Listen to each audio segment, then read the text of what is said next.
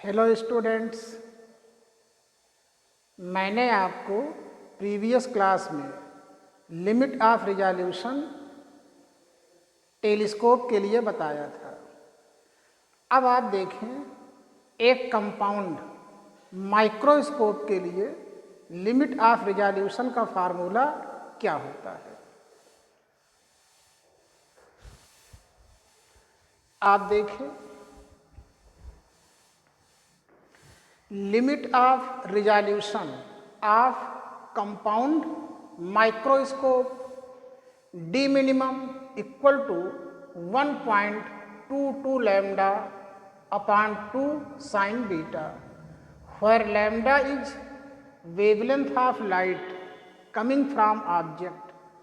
यहाँ पर lambda object से आने वाले लाइट की वेवलेंथ है।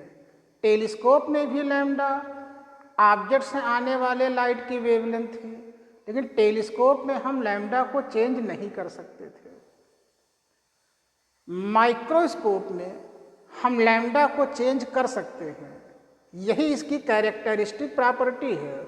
जैसे जैसे आप लैम्डा को डिक्रीज करते जाएंगे, डी मिनिमम डिक्रीज होता जाएगा और ऑप्टिकल इंस्ट्रूमेंट की माइक्रोस्कोप की रिजॉल्विंग पावर बढ़ती हुई चली जाएगी। लैम्डा को हम कैसे चेंज करते हैं वो आप देखें, और पहले आप ये देखें यहाँ पर बीटा क्या है। बीटा का कोई यूज नहीं आता है, बस आप इतना जान लें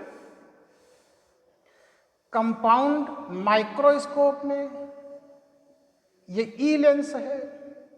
ई लेंस के ऊपर लाइट रेज इंसिडेंट होती हैं, तो ई लेंस से निकलने के बाद लाइट रेज जिस एंगल पर इकट्ठा होती हैं या कन्वर्ज होती हैं उसी एंगल को हम बीटा कहते हैं। इसका ना तो थ्योरी में कोई यूज है और ना ही न्यूमेरिकल कैलकुलेशन में कोई यूज है। अब आप देखें लैम्डा को हम चेंज कैसे करते हैं। माइक्रोस्कोप से हम लोग छोटी वस्तुओं को देखते हैं। वे वस्तुएं, वे ऑब्जेक्ट हमारे हाथ में होते हैं। उनके ऊपर हम जिस कलर की लाइट चाहें उस कलर की लाइट डाल सकते हैं। कंपाउंड माइक्रोस्कोप से ज़्यादातर स्लाइडें देखी जाती हैं। तो आप देखें, हम सपोज करते हैं कि ये एक स्लाइड है और यही कंपाउंड माइक्रोस्कोप का ऑब्जेक्ट है। इसके ऊपर इंसिडेंट होने वाले लाइट की वेवलेंथ लैम्डा है। अब आप इसके ऊपर विजिबल लाइट डालेंगे, बल्कि आपको कुछ डालना ही नहीं है। सपोज करो आपको एक कंपाउंड माइक्रोस्कोप दिया गया और एक स्लाइड दी गई। आप ओपन एटमॉस्फेयर में बैठ करके देख रहे हैं तो वहाँ पर सनलाइट है।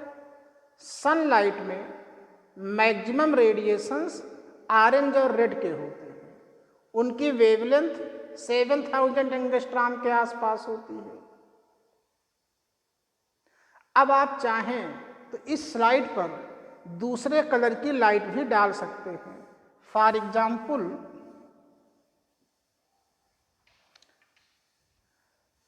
आप जानते हैं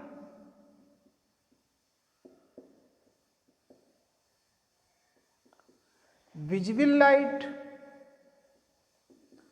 मीन्स विबग्योर सिस्टम।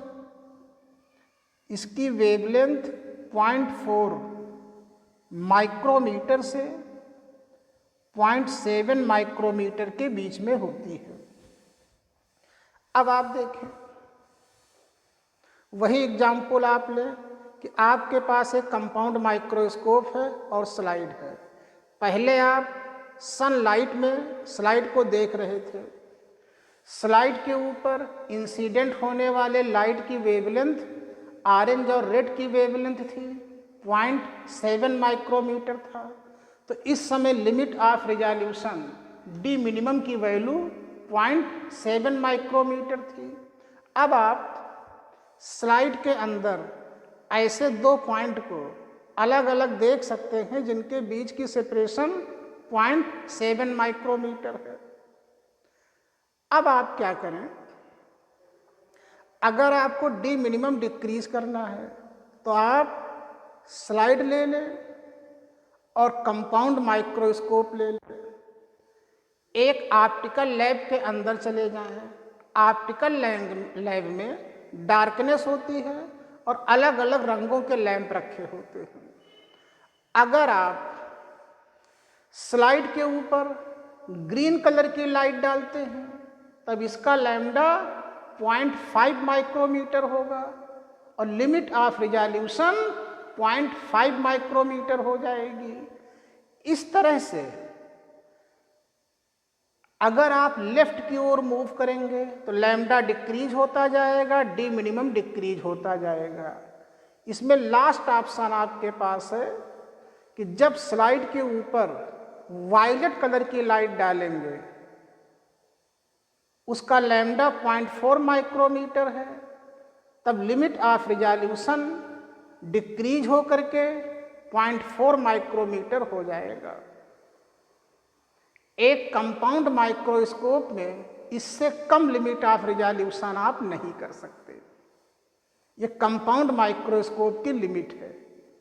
एक थ्योरेटिकल क्वेश्चन कभी कभी पूछा जाता है कि कंपाउंड माइक्रोस्कोप का डी मिनिमम किस ऑर्डर में होता है, तो कंपाउंड माइक्रोस्कोप का डी मिनिमम माइक्रोमीटर के ऑर्डर में होता है। अब सवाल यह आता है कि आप स्लाइड के अंदर ऐसे दो पॉइंट के बीच को अलग अलग कैसे देखते हैं जिनके बीच की सेपरेशन एंगस्ट्रॉम के ऑर्डर में है, 10⁻⁻10 मीटर है। यह कंपाउंड माइक्रोस्कोप से पॉसिबल नहीं है, इसके लिए इलेक्ट्रॉन माइक्रोस्कोप का यूज किया जाता है। आप केवल यहां पर इतना नोट कर सकते हैं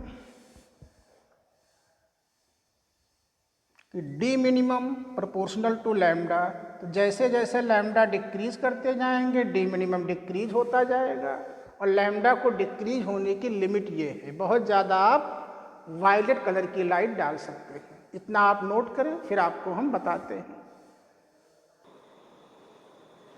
अब आप देखें electron microscope.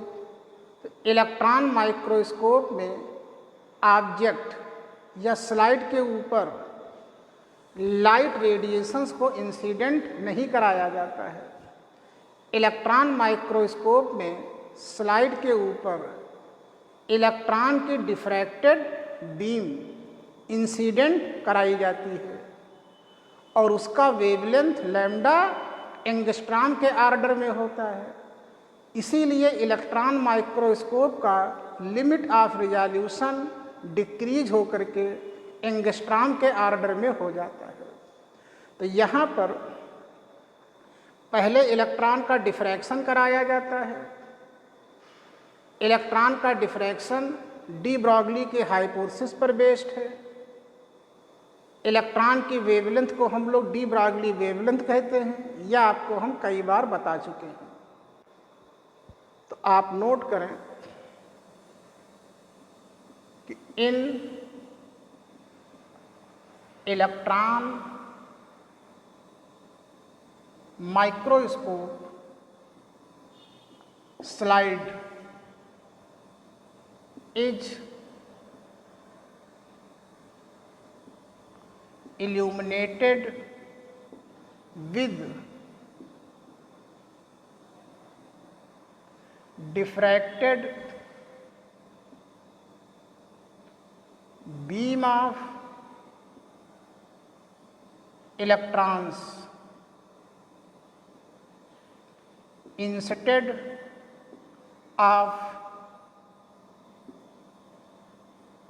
light. Next, wavelength of diffracted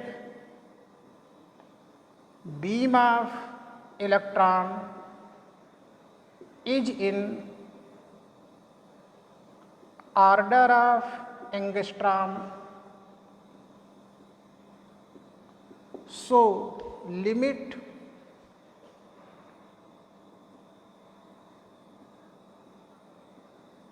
of resolution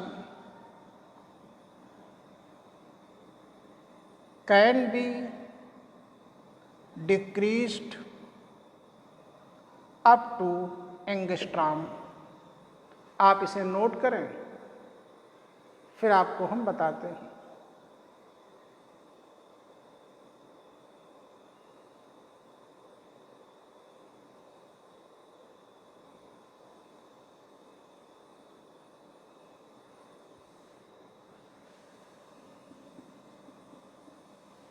अब चूंकि लैम्डा एंगस्ट्रॉम के ऑर्डर में है, इसीलिए डी मिनिमम एंगस्ट्रॉम के ऑर्डर में हो जाएगा।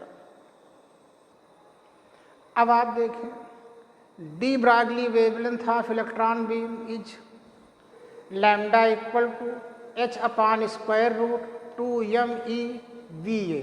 VA is applied voltage. ये फार्मूला आपको हम कई बार बता चुके हैं मोमेंटम में, मॉडर्न फिजिक्स में, डिबल नेचर ऑफ रेडिएशन में। h upon square root 2m/e, इसकी वैल्यू हमने बताया था 1.22 into 10⁻⁹ metre upon square root applied voltage VA। अब आप देखें, रिजॉल्विंग पावर डी मिनिमम के इन्वर्सली प्रोपोर्शनल होता है, तो resolving power proportional to 1 upon D minimum and D minimum is directly proportional to lambda, so it is proportional to 1 upon lambda. और यहाँ से आप देखें, lambda proportional to 1 upon square root VA, तो इसे आप लिख सकते हैं proportional to square root applied voltage. तो you get resolving power proportional to square root applied voltage. इसके बेस पर यह फार्मूला लिखा जा सकता है, resolving power at first voltage upon resolving power at second voltage equal to square root applied voltage in first case upon applied voltage in second case. तो electron microscope में electron beam को अलग अलग potential difference से अगर accelerate किया जाए तो डी मिनिमम भी चेंज हो जाता है, रिजॉल्विंग पावर भी चेंज हो जाती है। इसे आप नोट करें, फिर आपको हम बताते हैं।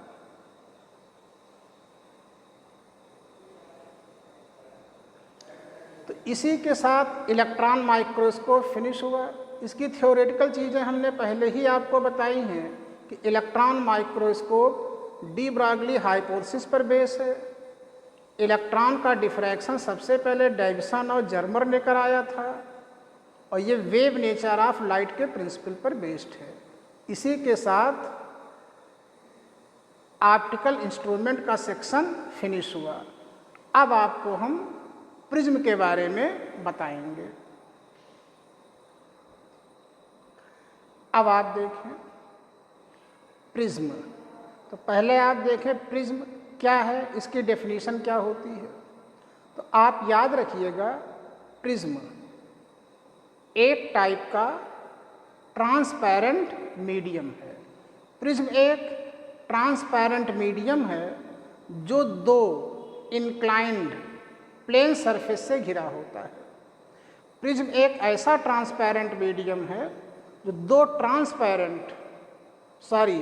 प्रिज्म एक ऐसा ट्रांसपेरेंट मीडियम है जो दो इंक्लाइंड प्लेन सरफेस से घिरा होता है। आप इसे देखें, प्रिज्म आपको क्लियर हो जाएगा। ये जो शेप आपके सामने है, यही प्रिज्म का एक्चुअल शेप होता है। बस आप ये मान लो, इसके अंदर भी ट्रांसपेरेंट मीडियम है और बाहर भी ट्रांसपेरेंट मीडियम है। तो आप ध्यान से देखें, इसका एक प्लेन सरफेस ये है और दूसरा प्लेन सरफेस ये है, और दोनों प्लेन सरफेस एक दूसरे के पैरेलल नहीं हैं, एक दूसरे से कुछ एंगल पर इंक्लाइंड है। तो यही प्रिज्म की डेफिनेशन होती है कि प्रिज्म एक ऐसा ट्रांसपेरेंट मीडियम है जो दो इंक्लाइंड प्लेन सरफेस से बाउंडेड होता है, घिरा होता है। दोनों इंक्लाइंड प्लेन सरफेस के बीच जो एंगल होता है इसे हम प्रिज्म एंगल कहते हैं। इसका जो ये बॉटम है इसे हम बेस ऑफ प्रिज्म कहते हैं। इस एंगल और इस एंगल को बेस एंगल ऑफ प्रिज्म कहा जाता है। इस लाइन को रिफ्रैक्टिंग एज कहा जाता है। लेकिन डायग्राम में, बुक्स में, क्वेश्चन पेपर में, नोटबुक में प्रिज्म को ऐसे शो किया जाता है। जब इस तरह का डायग्राम लोग देखते हैं तो उनको लगता है प्रिज्म क्या है, एक ट्रायंगल है। मतलब उनको लगता है कोई वायर लिया गया है, उसको ट्रायंगल के शेप में मोड़ दिया गया है, यही तो प्रिज्म है ना। प्रिज्म का एक्चुअल शेप ये है, क्योंकि ये शेप 3 डायमेंशनल है। इसको प्लेन ऑफ पेपर पे इस तरीके से नहीं बनाया जा सकता, इसीलिए हम लोग इस तरह से शो करते हैं। सारे क्वेश्चन में हम डायग्राम यही यूज़ करेंगे, लेकिन ध्यान रखिएगा इसका एक्चुअल शेप ये है। दूसरी बात, आपको प्रिज्म से रिफ्रैक्शन ही पढ़ना है तो ऑप्टिक्स में रेज को लेफ्ट से राइट की ओर मूव कराया जाता है। तो रेज या तो इस प्लेन सरफेस पे इंसिडेंट होंगी या इस प्लेन सरफेस पर इंसिडेंट होगी। प्रिज्म में लाइट रेज को 2 इंक्लाइंड प्लेन सरफेस में से किसी एक प्लेन सरफेस के ऊपर ही इंसिडेंट कराया जाता है। ये नहीं हो सकता कि लाइट रे आप इधर से पास कराओ या आप इधर से पास कराओ, ये नहीं होगा। वैसे लाइट सभी डायरेक्शन में चलती हैं, यहाँ पे इंसिडेंट हो, यहाँ इंसिडेंट हो, उनसे हमारा मतलब नहीं है। हमारा कंसर्न केवल और केवल उसी लाइट रे से है जो लेफ्ट से राइट की ओर ट्रैवल करे और पहले लेफ्ट वाले प्लेन सरफेस से स्ट्राइक हो, एक रिफ्रैक्शन यहाँ हो, फिर अंदर आवे और दोबारा रिफ्रैक्शन यहाँ से हो। इस एंगल को हम प्रिज्म एंगल कहते हैं। प्रिज्म एंगल को कभी कभी रिफ्रैक्टिंग एंगल भी कहा जाता है, इसी को कभी कभी हम एपेक्स एंगल भी कह देते हैं। प्रिज्म के अंदर का मीडियम डेंसर होगा और बाहर का मीडियम रेयर होगा। इन दोनों एंगल को हम बेस एंगल कहते हैं और बीसी को बेस ऑफ प्रिज्म कहा जाता है। ये बहुत कॉमन बातें हैं जो आप पहले से जानते हैं, इनका हम बार बार यूज करेंगे। अब आप ये देखें रिफ्रैक्शन थ्रू प्रिज्म। एक प्रिज्म से रिफ्रैक्शन कैसे होता है। तो ABC प्रिज्म का डायग्राम है। इसके अंदर के मीडियम का रिफ्रैक्टिव इंडेक्स μ2 और चारों ओर के मीडियम का रिफ्रैक्टिव इंडेक्स μ1 है। इस एंगल को हम प्रिज्म एंगल कहते हैं। इसे कैपिटल A से डिनोट किया जाता है और A is called prism angle और एपेक्स एंगल और रिफ्रैक्टिंग एंगल। अब आप देखें, सारे क्वेश्चन और एप्लीकेशन में एक लाइट बीम को लेफ्ट से राइट की ओर मूव कराया जाता है। तो हम सपोज करते हैं कि एक सर्टेन वेवलेंथ की लाइट, मतलब ये गिवन वेवलेंथ की लाइट इस डायरेक्शन में जा रही है। जैसे ही लाइट रे इस पॉइंट पर पहुंचेगी, यहाँ से मीडियम चेंज हो रहा है और इस पॉइंट के लिए AB एक प्लेन बाउंड्री है। अगर रास्ते में प्रिज्म ना आया होता तब ये लाइट रे इस पाथ को फॉलो करती हुई जाती है। इसे हम कहते हैं original path of incident ray.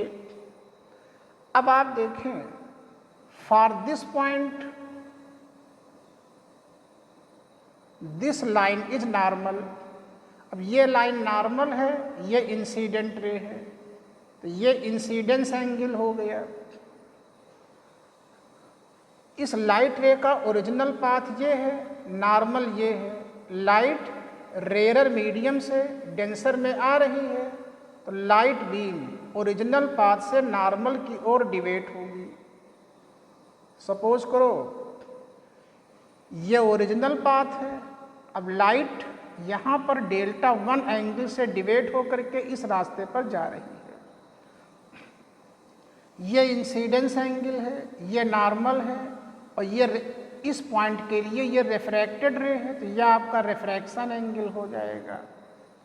तो आपने देखा लेफ्ट फेस AB पर लाइट रे में प्रोड्यूस किया गया डिविएशन एंगल Δ1 है। अब लाइट प्रिज्म के अंदर स्ट्रेट लाइन पाथ को फॉलो करती हुई आएगी, लेकिन जैसे ही लाइट इस पॉइंट पर पहुंचेगी, यहाँ से फिर मीडियम चेंज हो रहा है और इस पॉइंट के लिए इंसिडेंट रे ये हो गई, इसका ओरिजिनल पाथ ये है। और आप देखें for this point it is normal, ये नॉर्मल है। अब इस लाइट के लिए ये ओरिजिनल पाथ है, ये नॉर्मल है। लाइट डेंसर से रेयर में आ रही है, तो अब ये लाइट बीम टुवर्ड्स नॉर्मल नहीं होगी, अवे फ्रॉम नॉर्मल होगी।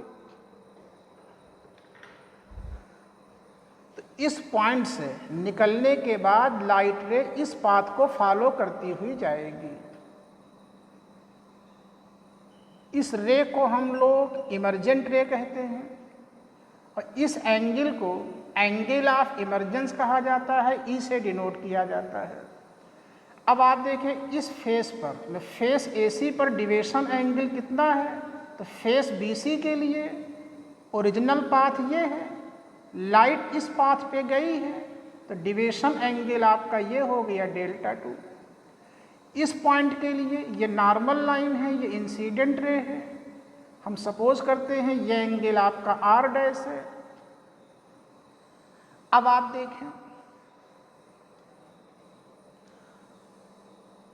लाइट रे का ओरिजिनल पाथ ये है। अगर रास्ते में प्रिज्म ना आया होता तब लाइट बीम इस पाथ को फॉलो करती हुई जा रही होती, लेकिन फाइनली प्रिज्म से निकलने के बाद लाइट इस पाथ को फॉलो करती हुई जा रही है। तो अब आपको देखना है प्रिज्म के द्वारा लाइट रे में टोटल कितना डिविएशन प्रोड्यूस किया गया है। तो इमर्जेंट रे आपका ये है, इसे हम डॉटेड लाइन को आगे की ओर बढ़ाते हैं, तो इट इज टोटल डिविएशन, ये टोटल डिविएशन एंगल है। अब ये एंगल Δ2 है, तो कंफर्म है कि यह एंगल भी आपका Δ2 होगा। हम सपोज करते हैं this point is M, this point is N, this point is O। अब आप देखें किसी ट्रायंगल के दोनों इंटरनल एंगल का सम एक्सटर्नल, मतलब किसी ट्रायंगल का एक्सटर्नल एंगल उसके दोनों इंटरनल एंगल के सम के इक्वल होता है। तो अगर आप ट्रायंगल दिस पॉइंट और दिस पॉइंट को आप देखें, तो इस ट्रायंगल के लिए Δ1 Δ2 इंटरनल एंगल है और डेल्टा एक्सटर्नल एंगल है। तो आप कह सकते हैं डेल्टा इक्वल टू Δ1 प्लस Δ2। इतना डायग्राम आप बनाने, फिर आपको हम कई चीज़ें इसमें बता रहे हैं। आप इतना डायग्राम पहले कंप्लीट करें, फिर आपको हम बता रहे हैं।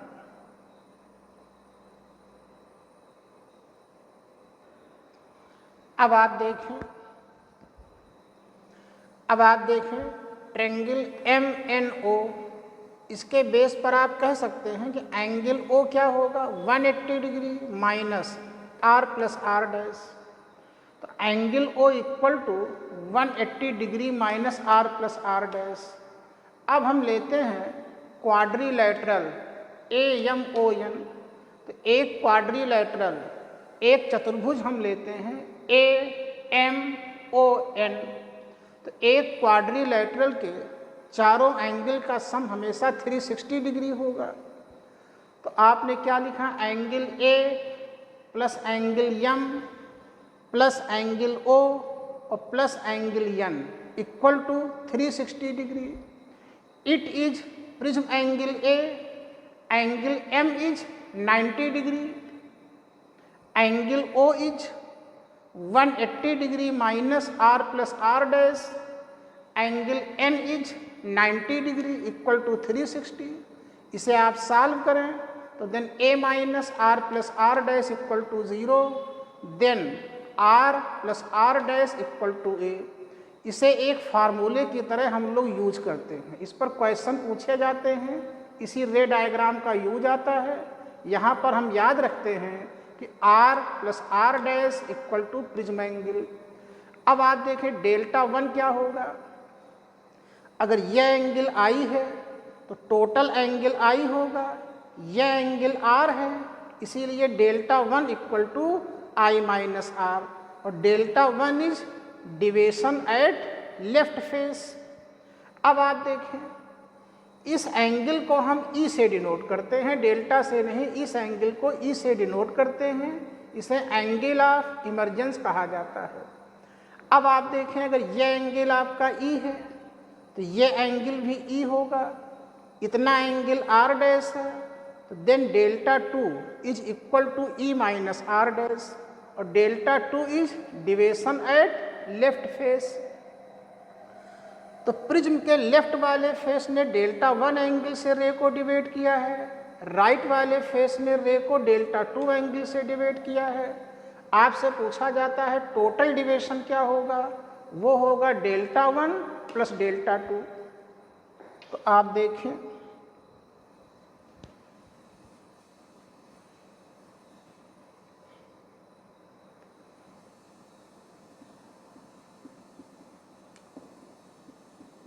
Total deviation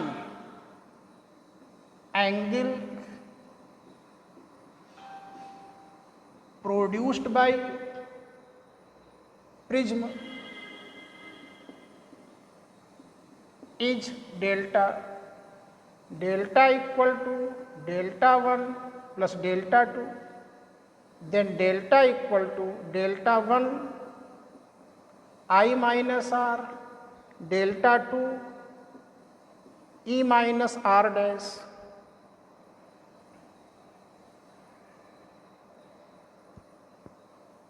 delta equal to I plus E minus R plus R dash, delta equal to I plus E, और R प्लस आर डैश के स्थान पर हम A लिख सकते हैं। तो एक फार्मूला आपको ये मिला, इसे हम सेकेंड इक्वेशन मान लेते हैं। E is called angle of emergence. यहाँ पर यही फार्मूले हैं, ये आप ध्यान रखिएगा, इतना आप नोट करें, फिर आपको हम बताते हैं।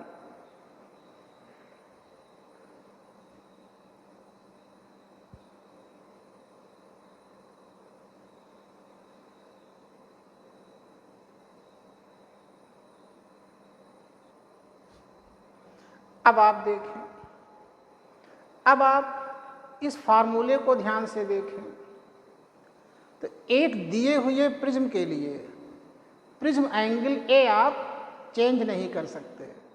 आप ध्यान से समझें, सपोज करो कि लाइब्रेरी में बहुत सारे प्रिज्म रखे हुए हैं, तो पहली बार सिलेक्शन करते समय आप जिस एंगल का प्रिज्म चाहें उस एंगल का प्रिज्म ले सकते हैं, लेकिन एक बार सिलेक्शन कर लेने के बाद आप प्रिज्म एंगल ए को चेंज नहीं कर सकते। तो एक दिए हुए प्रिज्म के लिए ए को चेंज नहीं किया जा सकता। ई क्या है? ई तो रिजल्ट है, परिणाम है, इस पर हमारा कोई कंट्रोल नहीं है। हमारा कंट्रोल केवल और केवल आई इंसीडेंस एंगल पर है। हम जितने इंसीडेंस एंगल पर चाहें लाइट रे को इंसीडेंट करा सकते हैं। तो यह इक्वेशन आपको बता रहा है कि एक दिए हुए प्रिज्म के लिए डेल्टा केवल और केवल इंसीडेंस एंगल पर डिपेंड करता है। तो अब हम डेल्टा और आई के बीच एक ग्राफ ड्रा करते हैं, जो अक्सर आप लोगों से पूछा जाता है।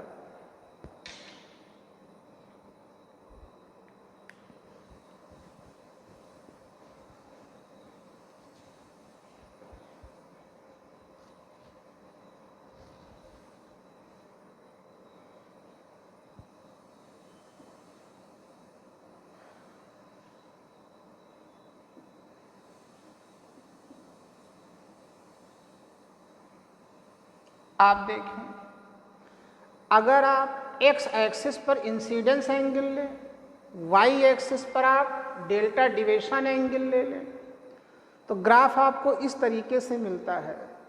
ये ग्राफ आपको क्या बताता है, ये जानने के लिए इस पॉइंट से आप धीरे धीरे आगे की ओर बढ़ें। तो जैसे जैसे इस पॉइंट से आगे की ओर बढ़ेंगे, आई इंक्रीज होता जाएगा, डेल्टा डिक्रीज होता जाएगा, और इस पॉइंट के लिए डेल्टा की वैल्यू मिनिमम होगी। उसके बाद आई को इंक्रीज करने पर डेल्टा फिर इंक्रीज हो रहा है। तो ये ग्राफ बताता है कि अगर इंसिडेंस एंगल को लगातार इंक्रीज किया जाए, कॉन्टिन्यूसली इंक्रीज किया जाए, तब डेल्टा के साथ क्या होता है, डेल्टा एक सर्टेन मिनिमम वैल्यू तक पहले डिक्रीज होता है, उसके बाद इंक्रीज होता है। तो हम लिखे दे रहे हैं,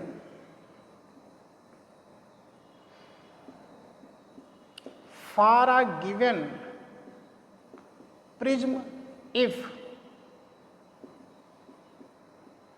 incidence angle increases continuously, then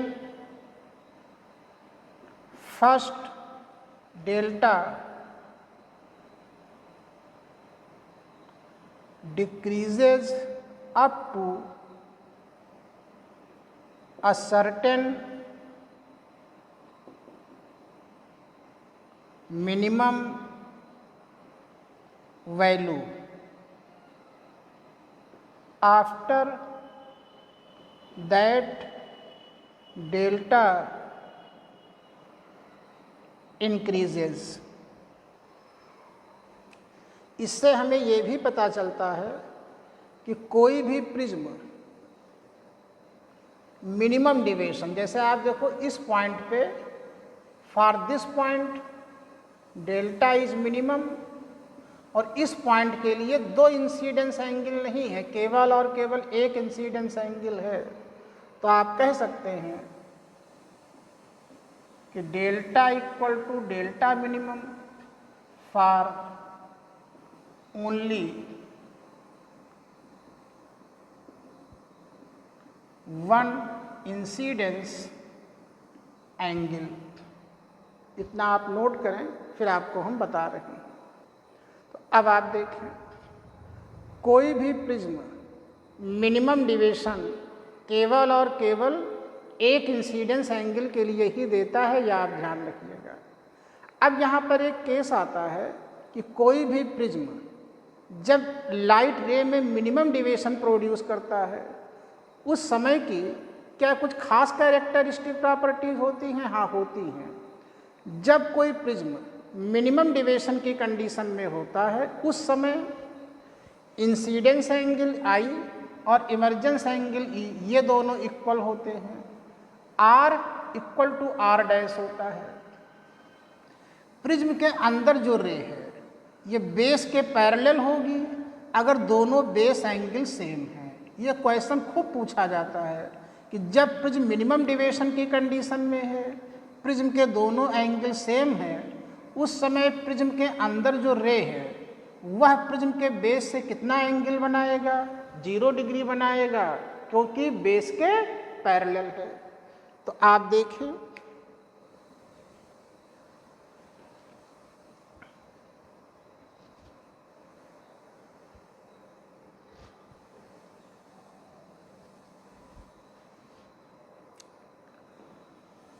note करें,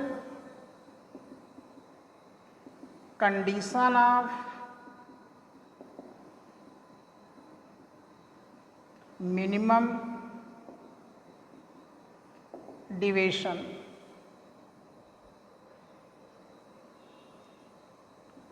when delta equal to delta minimum, then I equal to E, R equal to R dash, ये प्रॉपर्टीज होती हैं। अब आप देखें, R plus R dash equal to A and R equal to R dash, तो अब आप कह सकते हैं R equal to R dash equal to a/2।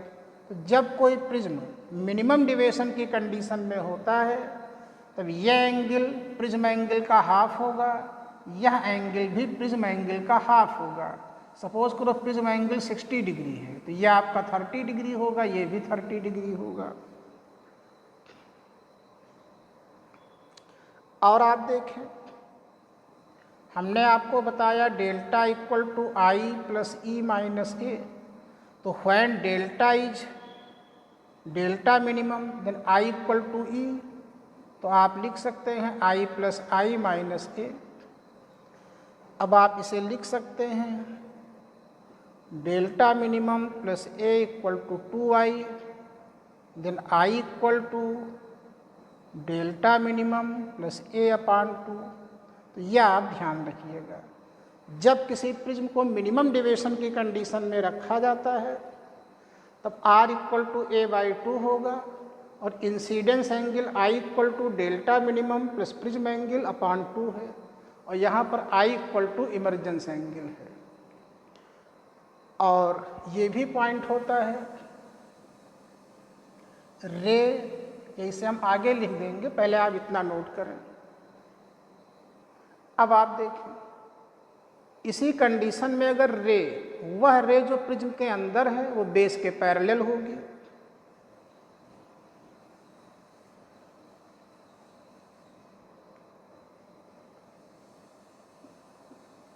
तो आप नोट करें कि रे inside prism is parallel to the base of prism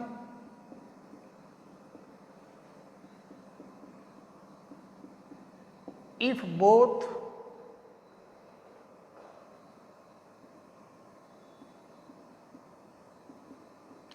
base angles are same, अगर दोनों बेस एंगल सेम है।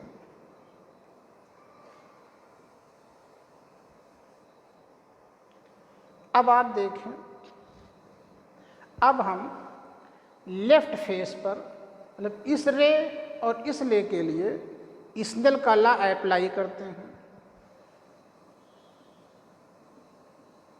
तो आप नोट करें Snell's law at left face. तो ये होगा sine I upon sine R equal to μ2 upon μ1। तो I is delta minimum plus A upon 2 upon sine R is A upon 2 equal to μ2 1। तो ये एक फार्मूला आपको मिला, इस फार्मूले का हम लोग यूज करते हैं। इट इज कॉल्ड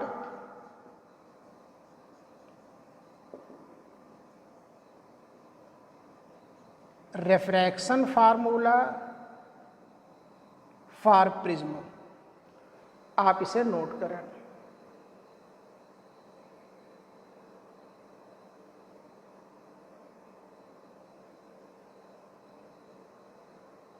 तो ये हमने आपको बताया कि एक प्रिज्म से रेफ्रैक्शन कैसे होता है। आप लोगों से ज़्यादातर क्वेश्चन इसी पर पूछे जाते हैं। यहाँ पर क्वेश्चन दो टाइप के होते हैं, एक मिनिमम डिविएशन की कंडीशन का क्वेश्चन होता है, वे इजी होते हैं, थ्योरेटिकल होते हैं क्योंकि उनके लिए फार्मूला है। और कुछ क्वेश्चन ऐसे होते हैं जिनमें प्रिज्म मिनिमम डिविएशन की कंडीशन में नहीं होता है। उस तरह के न्यूमेरिकल हम लोग सिंपली स्नेल के लॉ से सॉल्व करते हैं। हम आपको दोनों तरह के क्वेश्चन इसके बाद बताएंगे।